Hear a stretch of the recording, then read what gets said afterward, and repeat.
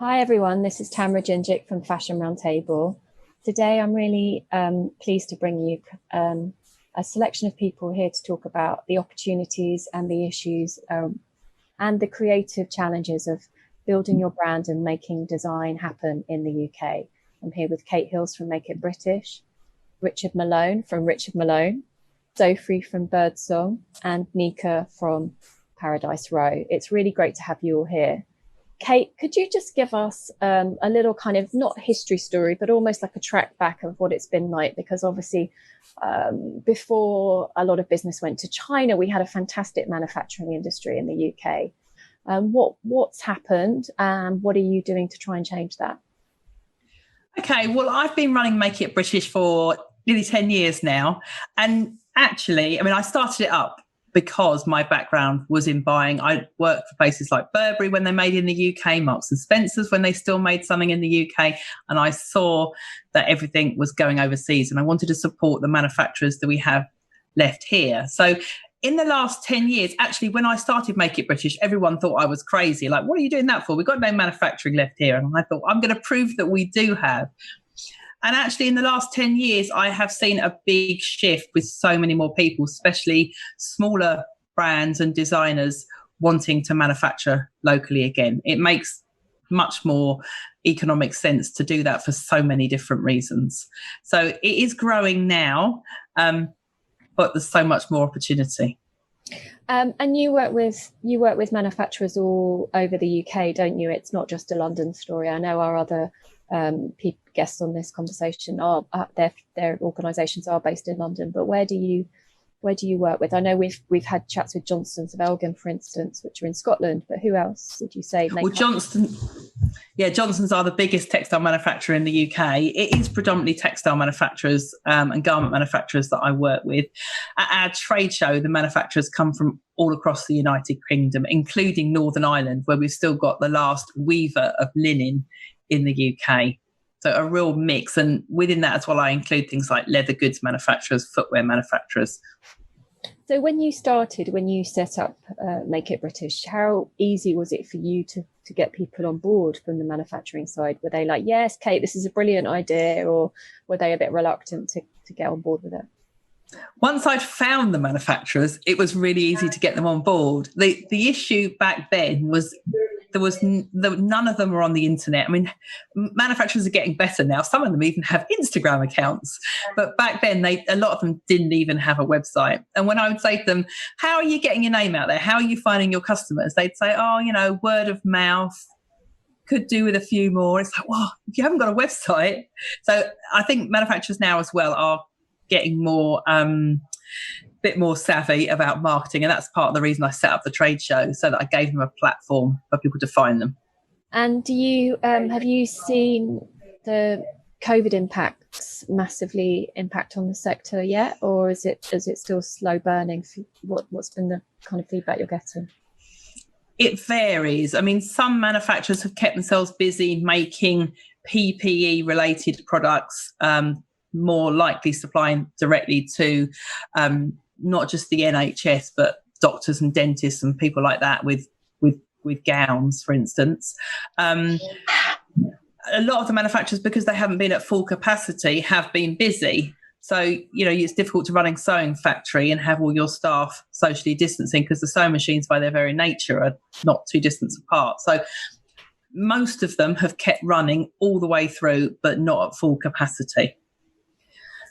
Manufacturers like Johnsons of Elgin, who have a lot of direct-to-consumer business and wholesale and export, have obviously seen sales decline. Their stores are shut. Their online business is growing, but their export is declining at the moment. But at the same time, I hear from footwear manufacturers in Northampton who are selling, tons of stock to China at the moment, over the irony of it. But not really anywhere else, because the Chinese have started opening back up again. And and what do you think the sector's concerns about Brexit are, from what you're hearing from your manufacturers? The skills issue is huge. As you and I know, Tamara, and thank you for all the work you've done towards that.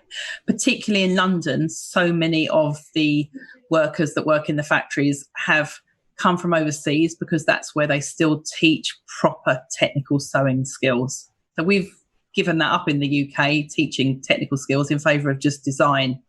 So we've thrown the baby out with the bathwater a bit there. So manufacturers are short of staff. I mean, I know some manufacturers were 85% of their workforce of coming from Eastern Europe, and a lot of them just up and left as soon as the referendum happened, and that's only going to get worse.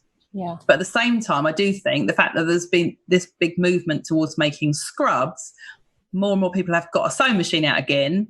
And I thought, actually, I quite like sewing again now. And if those sorts of people are currently working in retail and are going to lose their jobs on the shop floor, then maybe there is the opportunity to retrain a lot of these people. Thank you. Thanks for that, Kate. Richard, could you just give us an overview of your brand? Because I think it's a really interesting story. I remember that you work in your business model is very different from the archetypal luxury fashion brand. Yeah.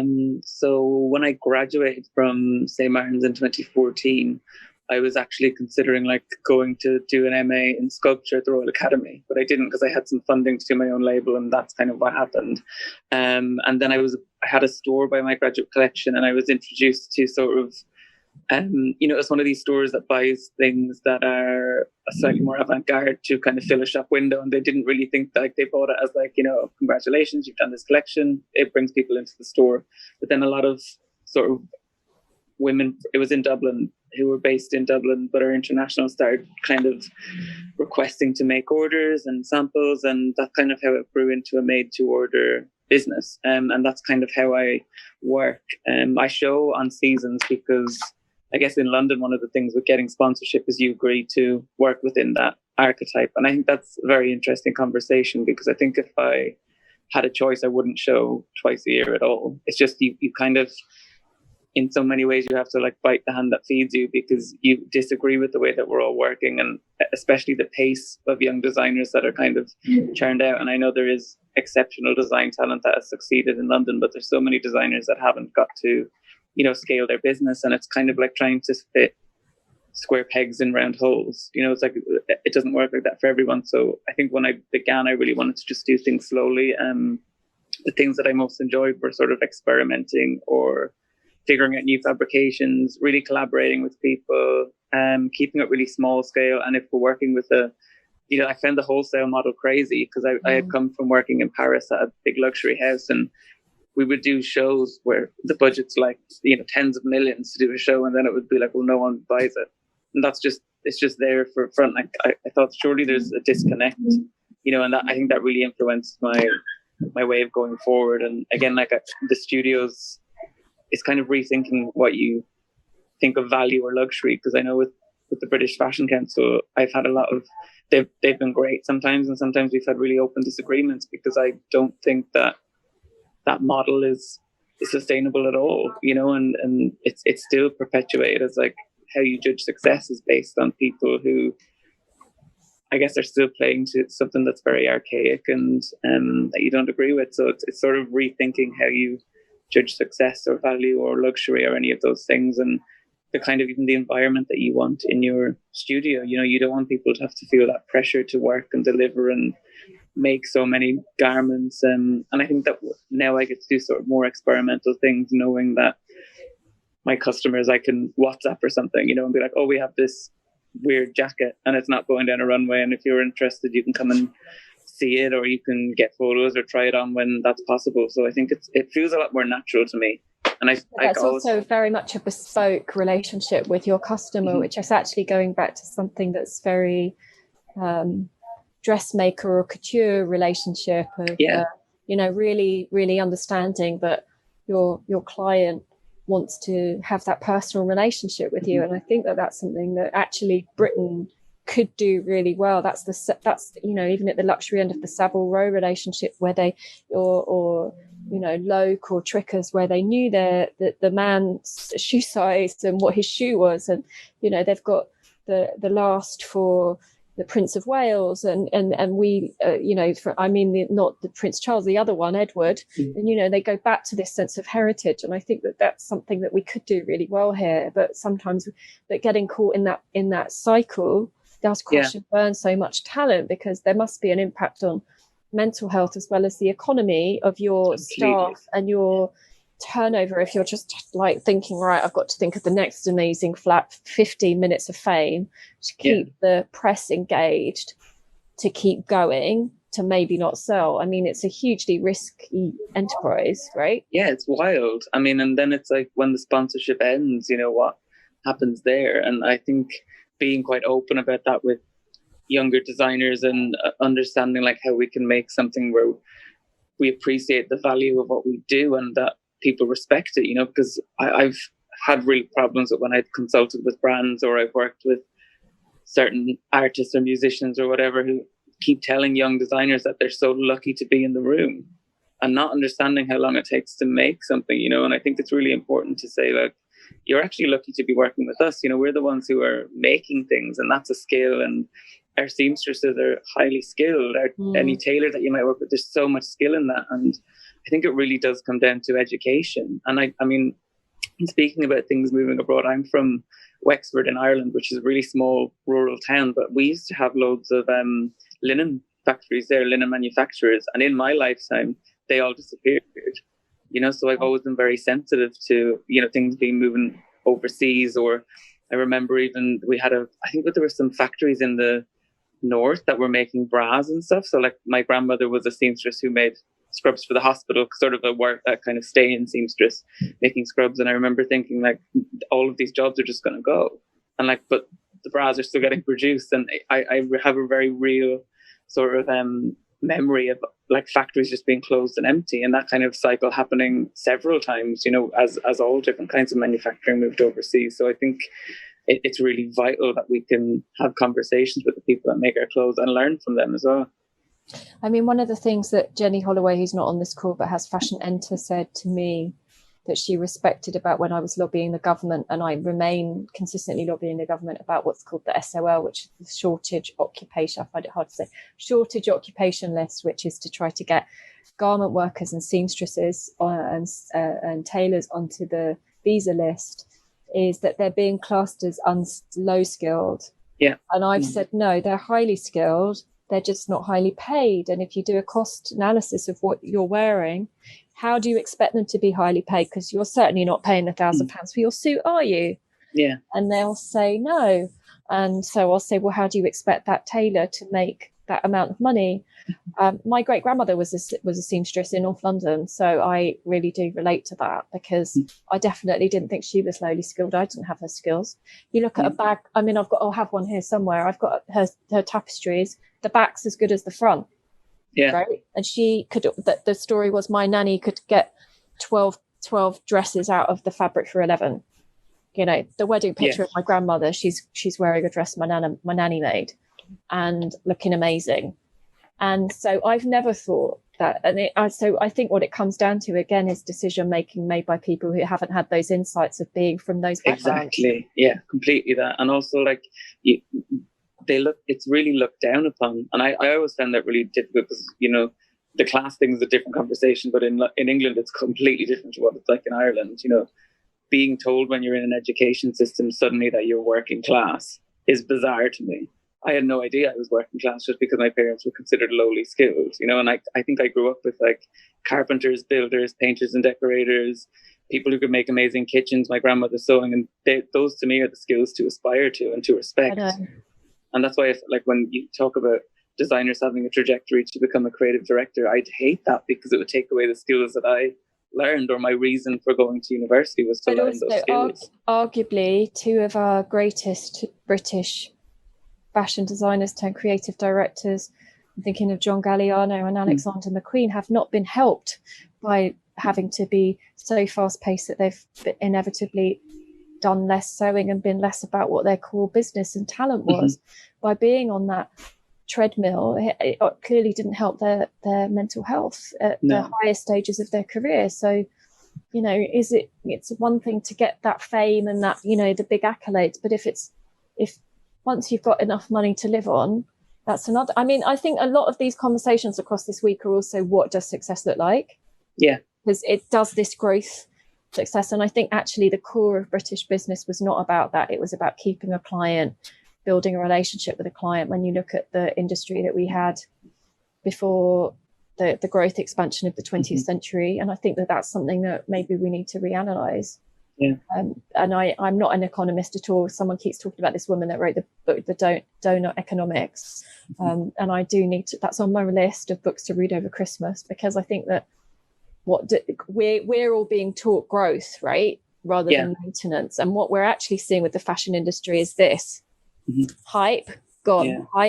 And Richard, how do you navigate that with a brand where at the moment you have a lot of the accolades, you've just won some awards, it's all really fantastic, but 5 years in, how do you plan around that, you think? I think it's I've always been very not snappy, but I don't suffer like bullshit very well at all. And I think I've known that, like, I've had very open discussions where I've called various people who are deciding if I get sponsorship in the room with other designers and been like, this is bullshit, I'm not standing for this, I'll walk, that kind of thing. But yeah, I think it's just being responsive and like trying to learn from everything and understanding, like when I left St. Martin's, you know, every year there's new designers and you're being told by a system that you can see is failing to have a product. Like, no, I don't think design or fashion should be about having a product and putting it everywhere, because what I learned as well from having private clients and working directly with women and men who buy clothes is once you've bought that one thing, you know, you forget that people invest in these things, and if they've bought that one silhouette or that one dress, they kind of have it. And people are looking for, like, we've lost that value of like knowing that customers understand cutting and they can tell when something isn't like valuable. So a lot of the women that buy my clothes will have old Alaya pieces or Yoji from the 80s and 90s and our old Com pieces, and they're even like, well, there's no point in us going to Dover Street to buy a re-edition of something when we have the original. So there is like a core group of women who have grown up with these avant-garde sort of designers who still have them in their wardrobe. Like, why would you throw them out? I mean, so you always have to suggest doesn't something. Date, right? You're right. Yeah. Com doesn't date. Miyake doesn't date. Once you've bought the silhouette, and you've also bought into being that identity. Yeah. Is to wear Com or to wear Miyake, and now to wear you. It's a choice, right? It's a kind of like identity. Or I'm not wearing it. I almost put on my Sakai, and I realised it's actually a little bit of a kind of like, have I got time? Because I had 2 minutes to get changed. So no, I'm not wearing that. But those pieces, they have an identity. And once you're in it, you know that you're in that person, right? And it's quite it's so inspiring seeing the people who actually buy it, and you think, you know, sometimes what I design is quite extreme, or it's more like suited to museums or performance and things like that. Like, that's fine, but to have someone acknowledge that it's actually something they would wear or collect changes the value. Like, that is the value for me, is the conversations I get from doing that and understanding that I can make this thing that someone feels sort of, I guess, empowered or sexy by, and understanding like sometimes people don't want to feel like that, and clothes actually can translate those things, and that's really exciting. And I think part of what I wanted to, I don't even call it a brand, to be honest. I'm just like a designer or someone working in a studio. And I just think I want to learn every season. There's so much pleasure in learning and trying to like understand research or figuring out how things could be done differently and sharing that with other designers. So I think that's a value in itself, and kind of avoiding the hype shit, because you know that it's only going to last 2 seasons or something, you know? Yeah, I mean, because I worked as a stylist for so long, it does always worry me about the UK fashion industry in particular, and this, what I call crash and burn, because I've seen too many talents that then I don't know where they are after a few years. And I think it's a grave loss of talent if we can't, again, it's a huge amount of money now to go to university and study these courses. And it's a huge amount of talent being lost if we can't retain that talent in some way, and especially now that the high street option is going to need a massive readjustment, because at least British students could end up working in the high street, if not in mainly it would, people like you would have gone to Europe. You've obviously come back from that, so you've trailblazed again and again. I mean, I think if you had any advice for anyone that was starting out now, what would that be, do you think? Start really slowly, I think. because I think just try and avoid the things that like are going to be harmful to your way of working. And that's kind of hard to see. I mean, I think if you're not that kind of person, it's really hard to go through the kind of courses that we have in the UK anyway, because they are very, very pressurized, and only certain people get to kind of thrive in those environments. So we have to kind of rethink how people are educated. So it's better the alphas. Yeah, and everyone's nuts. Like everyone is nuts, and you don't know how. Half the time you don't know how people got on the course, because it's like casting Big Brother. Everyone's a maniac, but people love what they do, and that's one of the things. Kate's house always looks a bit Big Brother to me in the background. Whenever we've done any calls for PPE or anything else that we've worked on, I've been like, "Is Kate actually living in the Big Brother house?" Sorry, Kate, I don't mean to be rude. But it's very bright, isn't it? No, I get what you mean. I didn't study fashion, so I didn't have that kind of fame, kind of like academia. But it's definitely from the students that worked with me as assistants, I could see that there was definitely a lot of that going on. There's a lot, but also like you don't need to go to fashion school. You don't need to do an MA, and you don't need to feel that pressure. And that's one of the things I wish that we had, because I always have the argument of like having, when we have paid interns or unpaid interns, and like the difference in what that means. And I really want there to be a structure in place where part of the courses in the UK are to like come to a studio like mine and learn tailoring for 2 days a week. Great idea. But like that should be part of it. And then like I'll pay for the one day and the government pay for the other, or whatever, and then we split it. Because I think a lot of students come out and they're like, oh, I've designed this huge collection, but because it was a great idea, I got helped by a seamstress, or I got helped by a pattern cutter in my university. Yeah, and then you're on your own. And I think it's just great to come into a studio and see how it actually works, see how a fitting works. Like it's a really calm environment in here, so I think it would be a good place to do that. And we do studio visits all the time. No, my dad in hairdressing felt the same about hairdressing, that hairdressing should be learnt on the salon floor. Yeah, I think so, completely. Because he's like, what is the point of learning how to make a shampoo? You're not going to be making the shampoo, but you are going to know how to need to deal with the woman's head. And I know it sounds but in a way it's that practicality, it's that acknowledgement of practicality. That's really, really good advice. Thank you, Richard. I want to just come to you, Nika. Thank you. Your brand, Paradise Row, of which I'm a fan, huge fan, is using the last leather manufacturers in East London. Is that right? Yeah, there's only a handful left. If you compare it back to the 80s and 90s, where there's hundreds of businesses associated with leather, from the wholesaler to the knife maker, the stamp maker, not just the manufacturer, but there's like a whole supply chain that's completely dwindled to only a handful. And especially this year with COVID, it is looking very sketchy at the moment. I mean, it's come to a point where the government does need to step in. It is just a skeleton service at the moment, and if there isn't that kind of foundation, then it's going to be really tough for brands to continue making in the UK, because leather brands, because they don't have that option.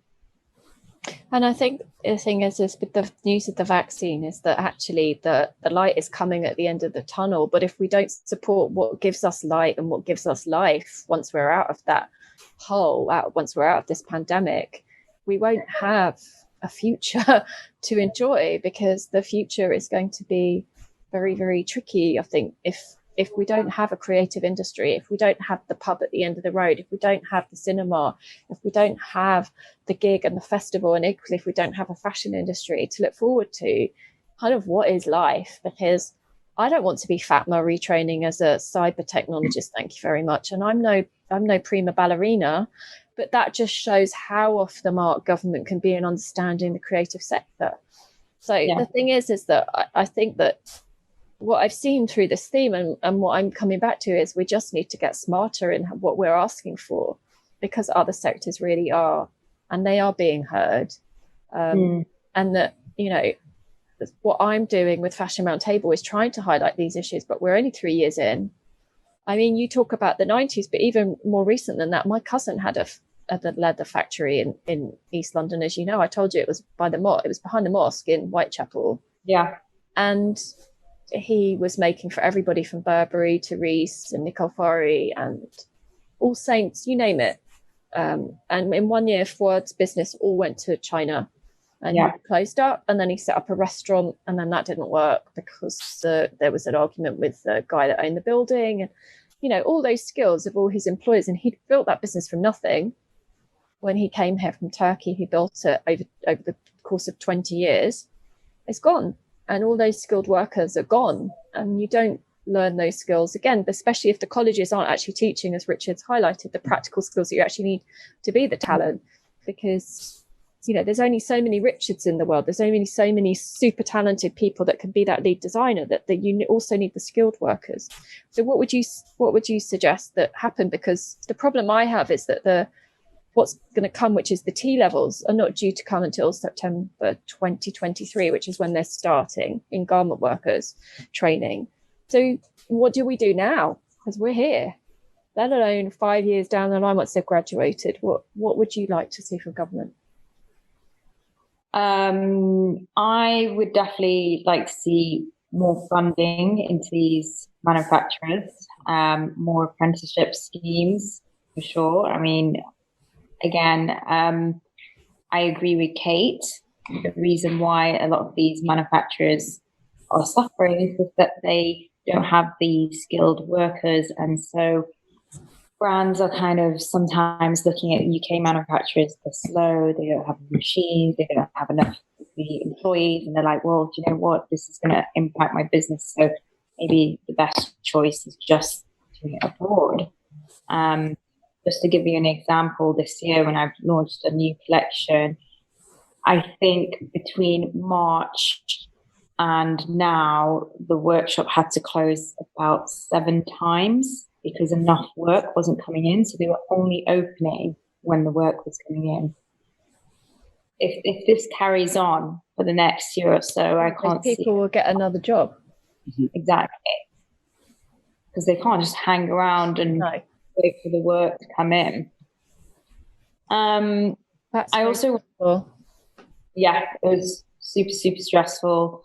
I also want the government to recognize that when a big business has to have some social responsibility, and I think they were just all okay with these massive brands moving to China for their manufacturing and not actually saying, hang on, what's the social impact on the area? Okay, communities. Families are separated, communities are dispersed. All sorts of, it's not just, oh, right, the production is elsewhere and, we'll just concentrate on another industry like the services industry. There's such a long list of a social impact going on here. And I think the bigger brands need to be held to account when they're making a huge decision like that can completely impact a whole area. I think coming out of this week, I think it would be a good idea. I'm going to draw out, there's lots of thoughts coming through, as there always is with me, especially if I've caffeinated, which obviously I have. But I think that maybe it's a piece of work that you and Nick and Kate, we need to draw up a map and then send a document in, because it's very clear that no one's looked at the social impacts, because the cavalier attitude towards the decimation of retail versus the concerns about the fishing industry or even music and film in comparison to what our sector's getting just underlines a lack of prioritization. I think it's now becoming clear that it's not just about highlighting the issues, highlighting the sector, which I've been doing, but now it's like, this is what we want, this is what we need, and this is your pathway to do it, because there are pockets of opportunity, because you've got these workers that are trying to work in these factories that you're working with, Nika, but if they don't get more work, they're not going to stay open. They're going to go and get another job. I mean, I would.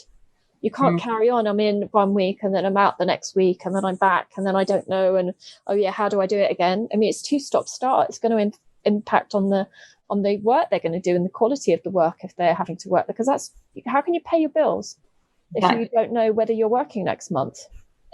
Tamara, I just don't understand what the kind of government's goal is here with the retail sector, because I just find that I don't. But like, for example, in France, they put so much emphasis on their, especially in their luxury sector, like the amount of support they get from the government, because they really value these ateliers, the artisan craftspeople. I mean, that is their bread and butter, and that's why they're thriving. The luxury goods market is thriving in France. We have this kind of British heritage, like Savile Row. Everyone is after that British culture. Like, we're renowned for it. But I don't understand why it's not even like a little bit, just nothing. If I had my way, Nika, there would be a minister that purely focused on the industry, and I would be putting myself forward for that job. Okay, maybe not in this government, but I would be, because it is very clear that when you've got a government departmental issue where our industry is across several departments, so 7 different issues, that's a problem. There's no structural one-person policy, and that's not the same in France. Right. So the other issue that my own perception of it has been, when I worked in Paris a lot as a stylist, I would go there and you're treated like a queen. Oh, you work in the fashion, like literally in the fashion, and you are so loved and nothing's a problem. And, oh, you are this stylist and they know who your work is. And, I mean, for your ego, it's great. Okay. But you are part of a sector that is valued, because I think it comes almost from the court system of Louis XIV and all the others, and all this history they have of Versailles and this understanding. And a lot of those skills come from that time, and they've done their best to keep through the couture sector to keep those skills alive. So they have, an embroiderer in France is very unlikely to go under. Kate told me the news recently about Vannes, which is one of the oldest silk weavers in the country, and they've just gone under during COVID. And for me, this is personally heartbreaking, because they will have come, I'm assuming, from the Huguenots, right? Is that right, Kate? And we've lost that. That's gone. Can I say something here, Tamara, particularly in reference to the government, and that I feel really strongly about? And I sent you something today with a picture of Boris with a big Union Jack saying, "Oh, backing British businesses," but they don't practice what they preach. And we know that from the PPE sourcing. And part of the issue is they'll say they're sourcing it from UK manufacturers, but in reality, as we've found out now, it's UK-based manufacturers. In other words, as long as it's got a UK address on that invoice that's sent in for that PPE, then they'll sign it off. They don't look and say, are you employing workers here? And do you have a factory here? They don't seem to associate, because the other issue, of course, is it all comes down to price with the government procurement. And if they don't even value the sorts of people that are making these products, how can they expect anyone else to? So this is the whole kind of, like you said about France, they value the skills, whereas our government, we know that they're only procuring on price. No matter what they say, it all comes down to, it's got to be commercial, which we know just means intake price. And they're not looking at the bigger picture. Like we just talked about with the communities that it decimates when they don't use the factories that are here. It's the knock-on effect. And if our own government just practiced what they preached, it would be a good start, wouldn't it? Yeah, I mean, I'd love to see public sector procurement being made in the UK, and I would love to see them to understand. I mean, viscerally, the news we got from the British Retail Consortium and others last week was that for every £10 you spend in the local community, £3.80 goes back into the local community. So I literally was like, right, every Christmas present is as local as it gets, because I have to, because I don't want my high street to be decimated. I don't want to see more charity shops, more empty shops, more cafes that, bless them, someone's put their money in life savings into that won't work. We don't need that much coffee on one high street in Muswell Hill, I can tell you that. It's dripping in coffee shops. There's not that much caffeine running North London, despite how stressed everybody is. And I think, Nika, what you've done, like the things you've done with your brand and working with charities, like highlighting the Windrush scandal with your charity collaborations, has been something that I really think should be celebrated as a way of doing business right. And, you know, we'll do all we can to support you at Fashion Roundtable. You know that. So I think that we need to come together after this call and after this conversation next week, and let's have a kind of brainstorm, and we'll send something in. That's my lovely postman, Joe. He's just there. No, he was my hero of the lockdown because he was the only person we saw, and it would be like, Joe's here. Anyway, Joe's just gone up the stairs. Sophie, could you just talk to me about your brand? It's called Birdsong. And you gave evidence at our all-party parliamentary group meeting on ethics and sustainability yesterday, and you've got a very interesting business model. Could you just explore that for us? Yeah, of course. So we're first and foremost a social enterprise. We are kind of make ready-to-wear, direct-to-consumer clothing, garments, but the primary purpose is to kind of champion the social impact and the environmental impact over profit. So we always started out as a social enterprise back in 2014. My background was working in ethical menswear and women's charities, and after seeing that 92% of women's organisations in London had had a funding crisis since the Conservative government came in since 2010, we started to work together with women who were really fantastically skilled, and we've talked about skills gaps. And I think what Richard was saying, you know, people who are regarded as low skilled, typically older women, migrant and refugee women, Bengali women, women who are incredibly skilled, but because of systemic racism and classism in our country, aren't valued. And we see that, you know, in the scandal in Leicester in factories where garment workers are being paid £3.50 an hour, £5. And we pay them at least a London living wage per hour to manufacture for us. We don't typically work with factories. We work with really small community groups, small businesses set up by like refugee women, and community arts charities. And we also have all of our packaging and postage done by adults with learning disabilities for London living wages as well. So our mission is kind of to create that local, hyper-local social environmental positive impact. We've mostly reclaimed and sustainable fabrics wherever possible, organic cotton. We still source our t-shirts from abroad, actually. So if you know any fantastic t-shirt manufacturers, Kate will 100% know. There's a good one in Isle of Wight. I know about the one in Isle of Wight Tea Mills that work with Catherine Hamnett. They're brilliant. They do it all by wind power. Yeah, we really need to look into that. Because we've been kind of looking for the perfect tea. With the I'll hook you up with them. They're brilliant. But Kate will have ideas as well. They're embroidered in the UK and screen printed in the UK. But yeah, mostly work here. And we are made to order, which is quite unusual for an e-commerce brand, but it's something I kind of rolled out at the beginning of last year because I firmly believed it cut down on wastage. And we tried to be super transparent about where the money is going as well. So we just did a Transparent Friday campaign across all our socials and newsletter where people see exactly the cost of an item. And you know that £52 for every jumpsuit goes to the women that we work with, who live in Tower Hamlets, which unfortunately is the most unequal borough in the country in terms of economic prosperity, and there's 24 children living in child poverty still in that borough. So for us, social impact. I think this is the issue with London, is that non-Londoners imagine that London is like the streets are paved with gold and it's all fabulous. Exactly. We're in the Tyneside, people definitely think that. But and the reality is something else. You know, and even speaking earlier to Catherine Hamnett, you know, she said, I'm in Notting Hill, but I'm right next to Grenfell and the houses here cost a fortune. So these stark inequalities are happening cheek by jowl in London. So you're right, the stats for Tower Hamlets are very high, but equally the distribution of wealth in the capital is not even, and it's getting starker. And I'd love to see kind of a franchise model of Birdsong eventually where, you know, there are manufacturing units and we do work with community groups countrywide.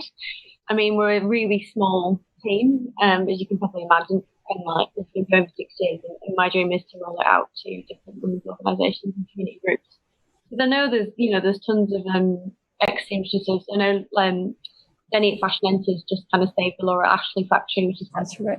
After getting, £300,000 investment from the Welsh Government. We need to see more local governments and more central governments investing in the UK fashion industry for living wages.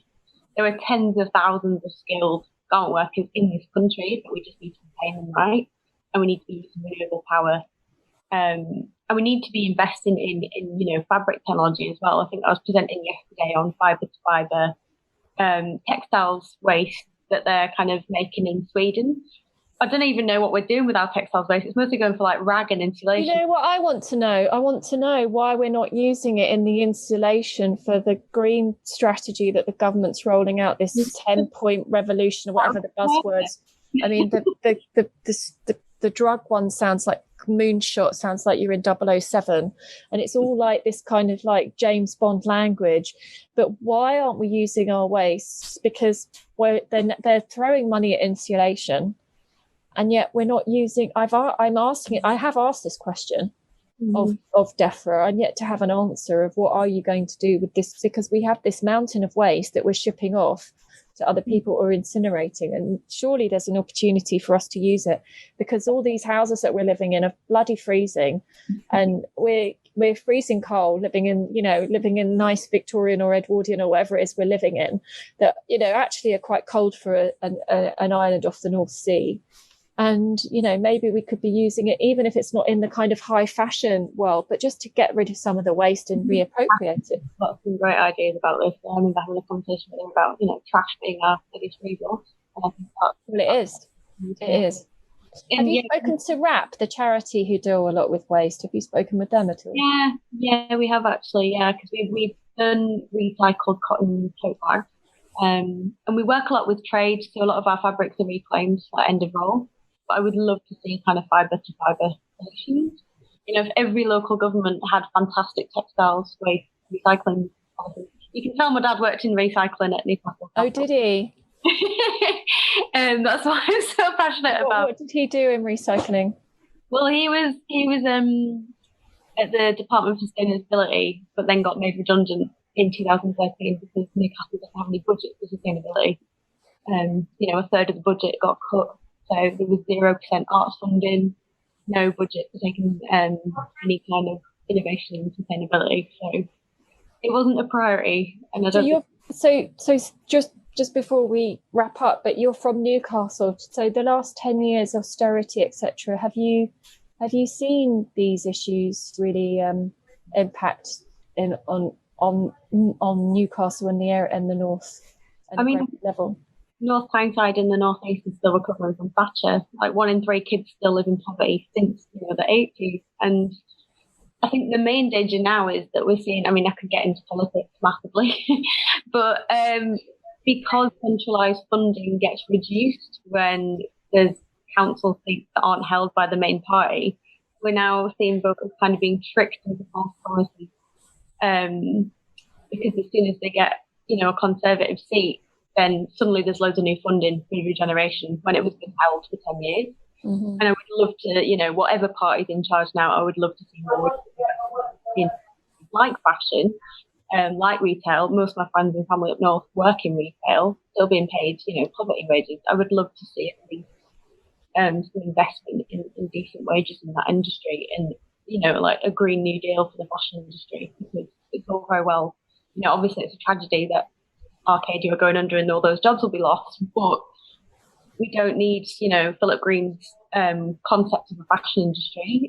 It's not fit for purpose. So we need to find those people jobs that, of living wages and not contribute to climate change as well. Yeah, I think for me the first ad campaign I styled was when they rebooted Topshop. I think it was before Philip Green came. Sarah Moa curated some new designers, and Hussein was one, Hussein Chalayan, and a brand called Seraph that doesn't exist anymore. And Shelley, who designed it, had been in the industry in lots of different guises, and it was a really cool brand. And I found the article that Melanie Rickey had written about it this week, and I had a look at it. And, you know, there was an optimism there. There was a sense of democratization and also support for new talent, but also the waste levels were not at this kind of crazy escalated. I'm not negating the issues that people like me probably weren't aware of, because I don't think we were aware, or they weren't as prevalent anyway.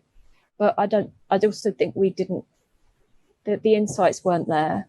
But yeah, the crash and burn model, and the sense that those people won't get their pensions unless something serious is done, and that this was made excusable because we have this love affair with wealth, and it excludes people from responsibility. I think it's something that all of you have highlighted has got to stop, if we're really to have an industry that's sustainable but also exciting, because in each of your ways what you're doing is really special, because you're trying to do it, but you're doing almost in spite of support, not with support. And I think I personally feel that Kate's show should be sponsored by the government.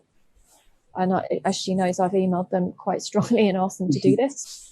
I think that they should be supporting British designers and British manufacturers, and it should be called to business values for this country if they want to leave the EU and have an economy to build on. But what I think is really interesting about all of you is you've broken the model to do it in a new way. I think, Richard, what you're doing is, I love the fact that you were strong enough in yourself to know yourself, to say, this is what I'm going to do with my brand and this is how I'm going to do it. And I really admire that in you, Richard, I have to say, because I think it takes a lot of chutzpah to be that person, to know. I don't know that I would have known that. And I think that that's really to be commended, especially when you've won awards. And, you know, it would have been all too easy for you, I think, to have gone down a road, because you are an extraordinary designer. And Nika, with you to do what you've done with, you know, especially because my cousin literally lost his business overnight in East London, and it's not that long ago. Just to know that you've just made a decision and the product's gorgeous, I think it's to be commended. And Kate, I really, really applaud you for going out, for being, you know, this shining a light on British manufacturing, because I know it's something you're so passionate about. And I literally know with anything, like even in the chat, she's sending expert advice to us about who to go for. You are like the yellow pages of the fashion industry. You really are for the UK. And Sophie, I love that you're working in a way a lot like what Bethany Williams is doing as well, who we've interviewed on another panel this week, and who's an ambassador for Fashion Roundtable, as is Richard. And, you know, the way that you're supporting the women in the community that you've chosen to live in, I think it's really to be applauded. And I just want to say thank you to all of you, because I know that there are difficult times ahead, and I really do get a sense that the UK actually needs to look at France and the way they love and respect and honour the sector, because it's all going to go that way if they don't get a handle on this soon, with the end of the VAT retail export scheme, meaning tourists are not going to be able to get their VAT back, which is just crazy. Trust me, they are on their phones doing a cost analysis of where they can buy that piece cheaper. And it will be the heritage brands that will flounder, but equally it will be the luxury end, and it will all be all of you. So I hope that they change their mind on that. But I think after this call and next week, send me any thoughts you want, and I think, well, let's get a manifesto together. But thank you very much. Thank you. Thank you. Everyone, thank you. Thanks.